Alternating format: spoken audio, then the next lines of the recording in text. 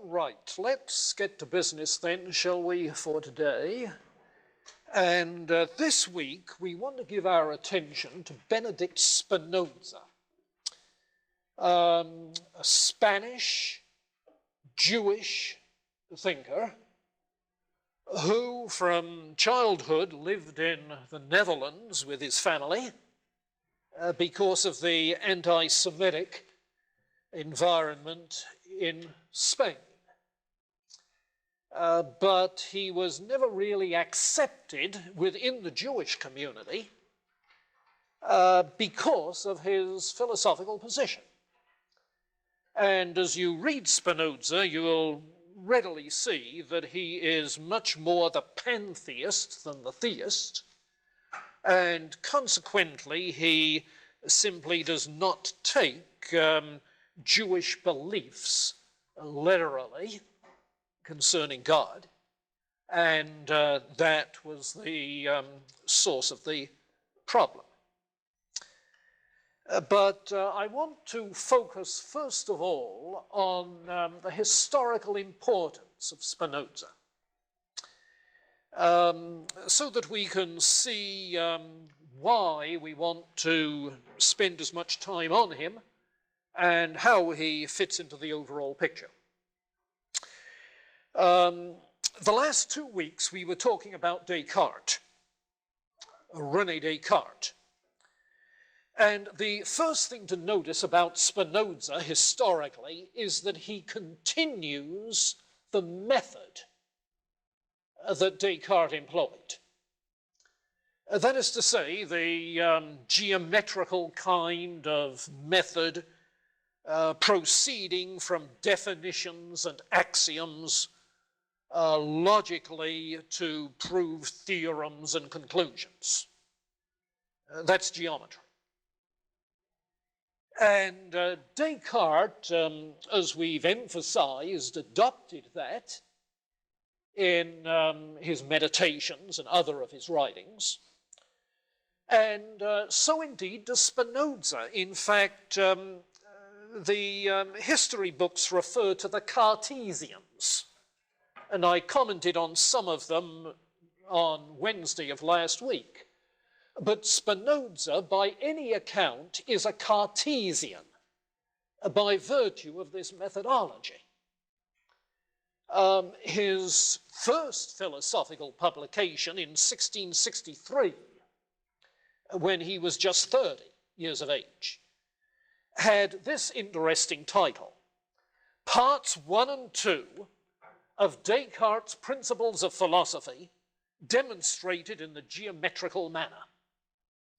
And what he did was to spell it out literally in the format of a geometry textbook, with definitions and axioms and theorems, with proofs and so forth. And as perhaps you've noted if you started reading ethics, and Spinoza's Ethics, and I can't think of much you would rather do over a Thanksgiving weekend than read Spinoza's Ethics. He does precisely the same thing there. He starts with definitions and axioms and then proceeds to state and prove theorems, and after each one he writes in true Euclidean fashion, QED, quaderat demonstratum. I don't know where they have it in modern geometry textbooks. They sure did in the high school geometry textbooks I used. Yeah, the Cartesian method thoroughly followed through. You'll be interested in the way in which one writer, Stuart Hampshire, who did this Penguin book on Spinoza, the way in which he talks of the method. Spinoza insists that his words, and particularly his words about God and his attributes, must never be understood in their vulgar, that is to say, their common and figurative sense, but only in the special sense given to them in his definitions. Now, keep that caution in mind. when you read Spinoza referring to substance, or to mind, or to God, or to good, check his definitions, because he wants to use them strictly in that defined sense only and not in the common ordinary language sense. He considered almost everything that had been written and said about God and the creation of the universe meaningless, since unphilosophical people are incapable of conceiving God clearly. They are by training incapable of understanding what they cannot imagine. They're so tied to their senses. And subsequently, Descartes was a rationalist. There's a priori knowledge. That's what they couldn't understand. And for this reason, he wrote both his early exposition of Descartes' philosophy and his own great definitive work, The Ethics, in this geometrical manner as a succession of propositions with supporting proofs, lemmas, and corollaries.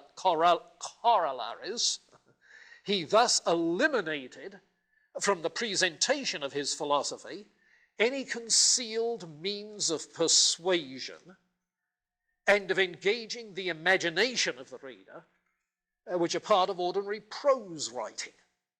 No rhetoric, just plain logical form. Okay? He wanted the true philosophy to be presented as nearly as possible in an objective and impersonal and free a manner, free from appeals to the imagination, as was Euclid's Elements. Okay? Well, that is Spinoza with his method. And I think you have to see what he's doing in order to follow the thing through.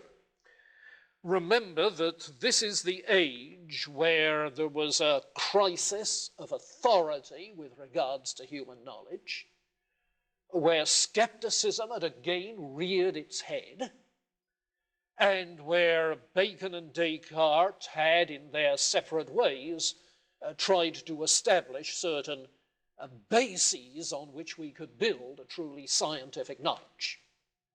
And Spinoza is, in that manner, following Descartes in wanting knowledge to be built on axiomatic truth, as in the case of mathematics. Which, by the way, is the one science carried over from the Middle Ages, which I think was not as subject to the skeptical doubt as the others. So that's the first note of historical importance. And Spinoza, therefore, transmits that method to those who come later, and we'll see something of the same thing when we look at Leibniz next time, although Leibniz, by and large, does not lay it out in the form of a geometry textbook, but he's the same kind of rationalist. The second important thing to notice is that while he has a tremendous admiration for Descartes and adopts some of Descartes' particular positions, he modifies Descartes' overall point of view in very clear-cut ways. Descartes was a dualist in two senses. The duality of mind and body, and the duality of God and nature. Spinoza rejects both dualities. Spinoza is a metaphysical monist.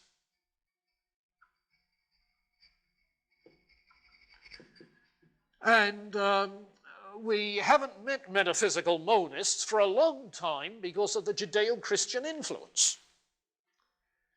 We did meet Plotinus and, of course, Parmenides. And if we insert within metaphysical monism the kind of double aspect monism which we found in the Stoics, double aspect monism that we found in the Stoics, okay, where there are two sides, two aspects to all things. There is the rational, intelligible order, and there is the changing material ingredient, the fiery vapor, the intelligible order, logos. So you have logos and matter in the Stoics. And we'll find you have essentially the same in Spinoza. God and nature are two words referring to one and the same thing. God stressing the intelligibility side, the logos side. Nature stressing the matter in motion side. So you have that Stoic-like framework emerging. So instead of a theistic metaphysic, such as Descartes had, what Spinoza gives us is a pantheistic metaphysic. And because God is everything and everything is God, it follows that intelligible order and matter in motion are really two sides of one and the same thing. And instead of mind and body being separate substances with wholly different properties, mind and body are just names for two aspects or attributes of one and the same thing. And so he has a double aspect monism all the way through. Now, when we were talking last Wednesday to the faithful remnant of the class about Descartes' ethics, I tried to show that Descartes came out with a Stoic-type ethic. That is to say, an ethic in which it is reason, by virtue of its clear and distinct ideas, which can dispel the passions, control the emotions. Reason over emotion. Now, that Stoic-type ethic continues in Spinoza. So that one of the things that he seems to carry over from Descartes is this approach to ethics, only he does it much more explicitly. He does it very systematically, whereas Descartes does nothing systematic about ethics. The thing is that Spinoza not only writes systematically about ethics, but he grounds his Stoic kind of ethic in a Stoic kind of metaphysic. Get it? He grounds a Stoic kind of ethic in a Stoic kind of metaphysic.